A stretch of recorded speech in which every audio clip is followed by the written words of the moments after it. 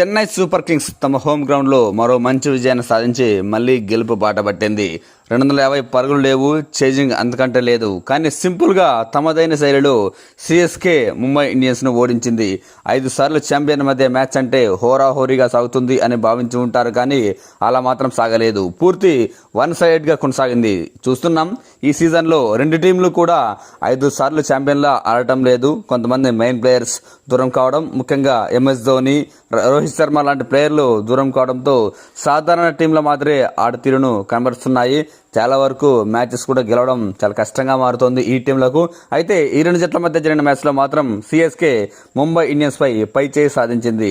First batting చేసిన ముంబై 158 పరుగులు మాత్రమే చేసింది. 7 వికెట్లు కోల్పోయి మిగతా టీంలన్నీ ఈజీగా 200 రన్స్ మార్క్ను దాటి వెళ్తుంటే ముంబై మాత్రం 160 పరుగులు చేయడానికి చాలా కష్టపడాల్సి వచ్చింది. అయినప్పటికీ ఆ జట్టుకు ఓటమి తప్పలేదు. ముఖ్యంగా 2వ ఓవర్లోనే గట్టి షాక్ తగిలింది ముంబై ఇండియన్స్కు.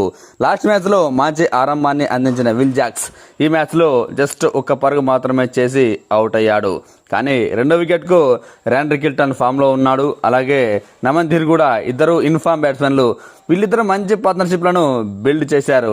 ముఖ్యంగా ర్యాన్ రికిల్టన్ 5 సిక్సర్లతో చెలరేగాడు, 37 పరుగులు చేశాడు.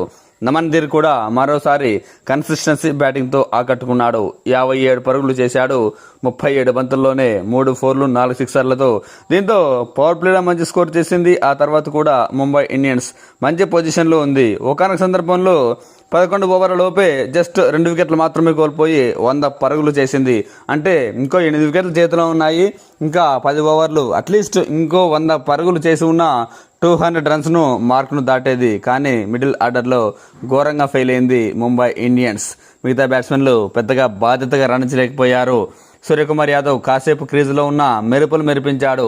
12 బంతుల్లోనే 3 4లు 1 సిక్సర్తో 21 పరుగులు చేసినా దాన్ని భారీ స్కోర్గా కన్వర్ట్ చేయడంలో ఫెయిల్ అయ్యాడు.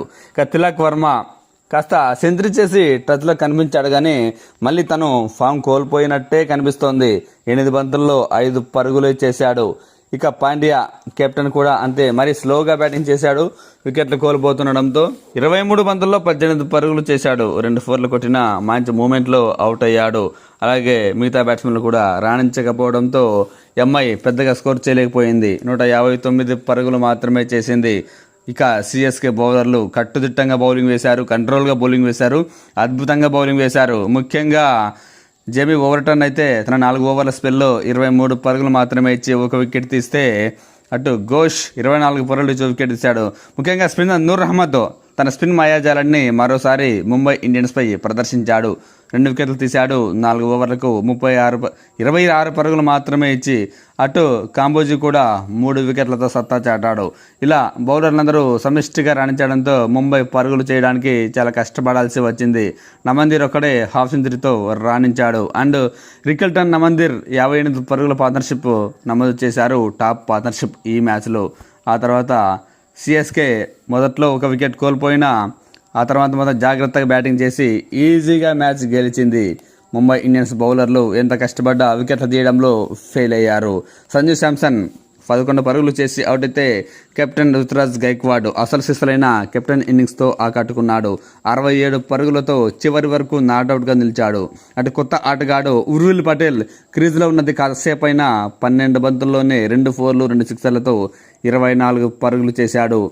ఉర్విల్ పటేల్ అండ్ సంజు శాంసన్ అవుట్ అయితే రుతురాజ్ గైక్వాడ్ అండ్ కార్తిక్ శర్మ కూడా ఈ మ్యాచ్లో హాఫ్ సెంచరీతో రాణించాడు. 40 బంతుల్లో 54 పరుగులు చేశాడు. 4 4లు 3 సిక్సర్లతో.